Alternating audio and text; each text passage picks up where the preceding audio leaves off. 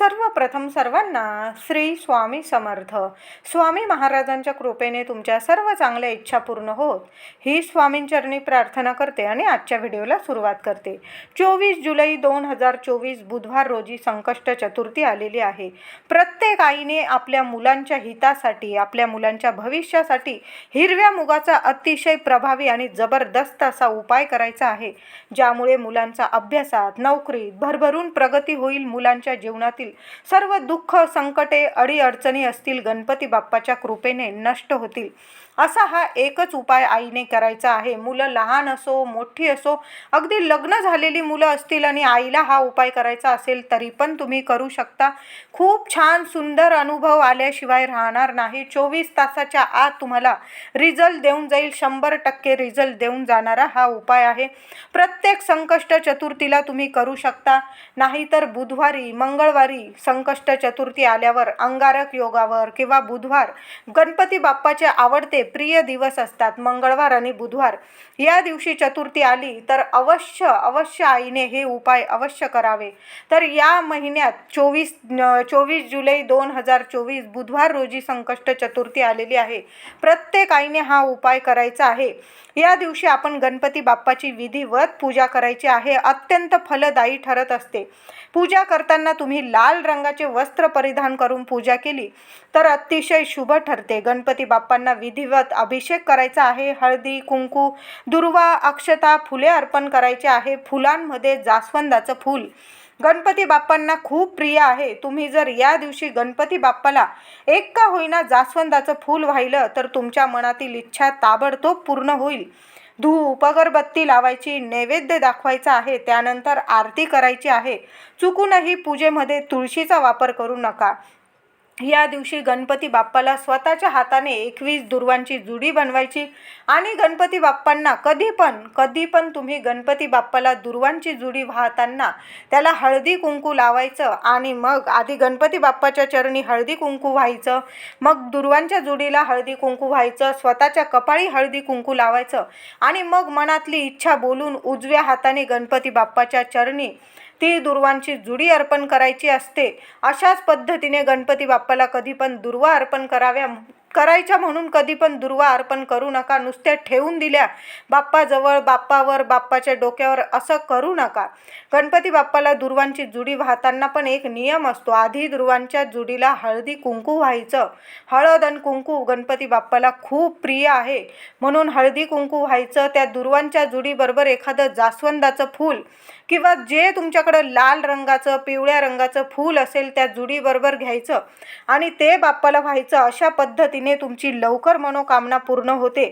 तर आता प्रत्येक आईने किंवा घरातील मोठ्या व्यक्तीने आपल्या मुलांसाठी हा उपाय केला तरी चालेल. या दिवशी तुम्हाला हा उपाय सकाळी, संध्याकाळी केव्हा पण केला तरीही चालेल. तर या उपायासाठी तुम्हाला लागणार आहे ते म्हणजे हिरव्या रंगाचे कापड लागणार आहे. तुम्हाला लहानशे हिरव्या रंगाचे कापड घेतले तुम्ही तरी चालेल, धुतलेलं असलं तरी चालेल, पण स्वच्छ कपडा घ्यायचा आहे. बाकी इतर ठिकाणी आपण वापरलेला कापड असेल तो घेऊ नका. चांगला कॉटनचा एक कपडा आणून ठेवायचा आहे. मीटरभर कपडा आपल्या घरात कॉटनचा हिरव्या रंगाचा आणूनच ठेवा. आणि आपल्याला लागणार आहे ते म्हणजे हिरवे अख्खे मूग. आपल्याला मुगाची डाळ घ्यायची नाही तर अख्खे हिरवे मूग घ्यायचे आहे. मूग घेताना ते तुटके फुटके नसावे. अख्खे आपल्याला अखंड असलेले हिरवे मूग घ्यायचे आहे. आपल्या मुलांवरची संकटे दूर व्हावीत, नजर दोष दूर व्हावा, तसेच त्यांच्या जीवनातील अडचणी नष्ट व्हाव्यात यासाठी हा उपाय करायचा आहे. तुमच्या मुलांना जर मनासारखे मार्क मिळत नसतील किंवा मुले खूप किरकिर करत असतील, अभ्यासामध्ये त्यांची प्रगती होत नाही, नोकरी त्यांना मिळत नाही मनासारखी, किंवा त्यांच्या लग्नाकार्यात अडथळे येत असतील किंवा लग्न झाल्यावर संतान प्राप्तीमध्ये त्यांना काही अडथळे येत असतील, तर तुम्हाला हिरव्या मुगाचा हा उपाय जर केला तर खूप सुंदर अनुभव आल्याशिवाय राहणार नाही. अगदी 24 तासाच्या आत तुम्हाला रिझल्ट देऊन जाईल हा उपाय. मुलांच्या सर्व मनोकामना पूर्ण होतील. हा असा उपाय आहे. तर आता काय करायचे, तुम्हाला जेवढी मुलं आहेत तेवढ्या हिरव्या रंगाचे कापड घ्यायचे. अगदी छोटे छोटे तुकडे घ्यायचे आहे. तुम्हाला 2 चौकोनी आकारातील 2 मुले असतील तर 2 कापडाचे तुकडे घ्या, 3 असतील तर 3 घ्या. एकच मूल असेल तर एकच कपड्याचा तुकडा घ्यायचा आहे. त्याचबरोबर तुम्हाला 108 108 असे सेपरेट, 2 मुलं असतील तर असे सेपरेट 108 108 असे सेपरेट हिरव्या मुगाचे दाणे घ्यायचे आहे. मूग घेताना चांगले बघून घ्या. गणपती बाप्पा समोर आसन घेऊन बसायचं आहे. संकष्ट चतुर्थीला तुम्ही सकाळपासून संध्याकाळपर्यंत म्हणजे चंद्रोदय होऊस्तोवर हा उपाय केला तरीही चालेल. आसन घेऊन बाप्पासमोर बसायचं आहे. आधी स्वतःच्या कपाळी हळदी कुंकू लावा, त्यानंतर बाप्पाला हळदी कुंकू लावा.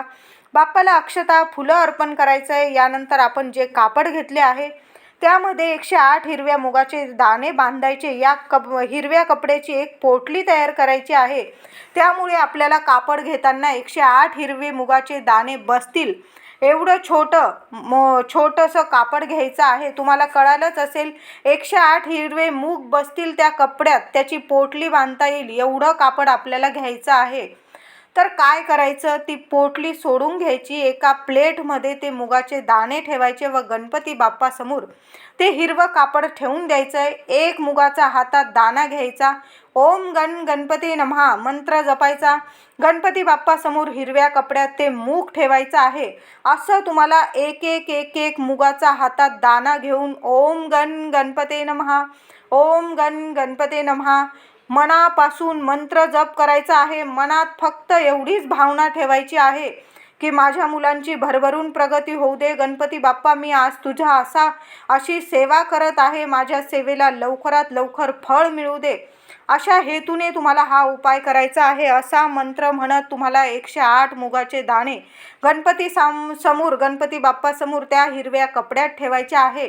आणि यानंतर जे मूग आहे त्या कपड्यामध्ये आपल्याला गाठ मारून ते बांधून ठेवायचे आहे. यानंतर गणपती बाप्पाला आपल्या मुलांचं नाव घेऊन त्यांच्या मागची इडापिडा निघून जाओ, प्रगती हो, यांच्यावरील संकटे अडचणी दूर व्हाव्यात म्हणून आपल्याला प्रार्थना करायची आहे. संकटे अडचणी दूर व्हाव्या म्हणून तुम्हाला 5 मिनिटं तरी गणपती बाप्पाच्या चरणी प्रार्थना करायची आहे. धूप दीप अगरबत्ती लावून हा उपाय करा. या दिवशी अखंड दिवा आपल्या देवघरात चालूच ठेवायचा आहे. नंतर ती पोटली बाप्पाच्या चरणाजवळ तशीच थोड्या वेळ राहू द्यायची आहे. जेव्हा तुमची मुलं झोपायला जातील तेव्हा ती पोटली काढून घ्यायची आहे बाप्पाच्या चरणाजवळून आणि तुमची मुलं ज्या उशीवर डोकं ठेवून झोपणार आहेत त्या उशीखाली ती पोटली नीट ठेवून द्यायची आहे. बघा, ज्या मुलासाठी हा उपाय करत आहात त्याच मुलाच्या उशीखाली ही पोटली ठेवायची आहे. दुसऱ्या दिवशी सकाळी लवकर उठायचं आहे. गणपती बाप्पाची पूजा अर्चा करायची, म्हणजे देवघरातील पूजा अर्चा करून घ्यायची आणि आपल्याला ही पोटली घेऊन गणपतीच्या मंदिरात जायचं आहे. हा उपाय घरी पण करायचा आहे आपल्याला आणि आपल्याला दुसऱ्या दिवशी ही पोटली गणपती मंदिरात न्यायची आहे. असा 2 दिवसाचा हा उपाय आहे. काही वेळ लागत नाही तुम्हाला या उपायासाठी, पण खूप खूप खूप प्रभावी उपाय आहे. प्रत्येक आईने हा उपाय करा. तर दुसऱ्या दिवशी ही पोटली घेऊन मंदिरात जायचं आहे. पुन्हा बाप्पासाठी काहीतरी गूळ खोबरं, एखादं नारळ ठेवायचं असेल गणपतीच्या चरणी किंवा एखादं फळ घेऊन घ्या. 21 दुर्वांची जुडी, एखादं जास्वंदाचं किंवा लाल भडक रंगाचं जे फूल मिळेल तुम्हाला ते घेऊन आपल्याला गणपती मंदिरात जायचं आहे. मुलं लहान असतील, बरोबर येत असतील तर नक्की मुलांना घेऊन जा. आता मुलं नसल येत बरोबर तर तुम्ही एकट्या आईने हा उपाय केला तरी चालेल, वडिलांनी हा उपाय केला तरी काही हरकत नाही. मुलांसाठी मोठ्यांनी उपाय करायचा आहे हा. तर दुसऱ्या दिवशी आपल्याला गणपती मंदिरात ही पोटली घेऊन जायची आहे. विधिवत गणपती बाप्पाची मंदिरात तिथं शांत चित्ताने बसून पूजा करायची आहे. एखादा दिवा घेऊन गेलेला असेल बरोबर तर तो लावून द्यायचा आहे. नारळ अर्पण करा, एखादं फळ नेलं असेल अर्पण करा, गूळ खोबऱ्याचा नैवेद्य अर्पण करा आणि ही पोटली पुन्हा गणपतीच्या चरणी ठेवून द्यायची आहे.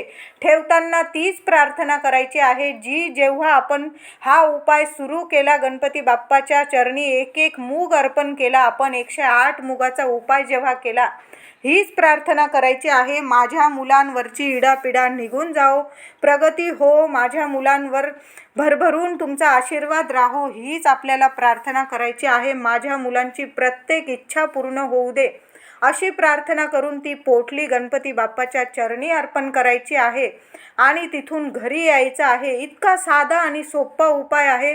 तुमच्या मुलांची भरभरून प्रगती होणार आहे. मुलं कितीही किरकिर करू दे, कितीही अडीअडचण असू दे, मुलांच्या पाठीमागे मुलांची प्रत्येक क्षेत्रामध्ये तुमच्या मुलांची भरभरून प्रगती होईल.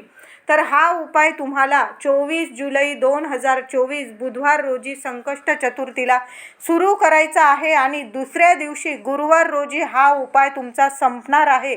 म्हणजे बुधवारी आपल्या घरात पोटली ठेवायची आहे गणपतीच्या चरणी. 108 मुगाचा हा उपाय सुरू करायचा आणि दुसऱ्या दिवशी गुरुवार रोजी हा उपाय तुमचा पूर्ण होणार आहे. यासाठी तुम्हाला मंदिरात जावंच लागणार आहे. आता तुमचं मूल जर लांब राहत असेल तर हा उपाय कसा करायचा? मूल जेव्हा झोपेल उशीखालीच आपण ही पोटली ठेवायची आहे. तर एखादी मुलाची वस्तू असेल जी मुलाची खूप आवडती आहे, त्या मुलाचा स्पर्श कायम झालेला आहे आणि ते मूल तुमचं बाहेरगावी शिकायला किंवा परदेशात गेलं असेल तर त्या वस्तूजवळ जरी तुम्ही ती पोटली ठेवून दिली तरीही तो उपाय प्रभावीच ठरणार आहे.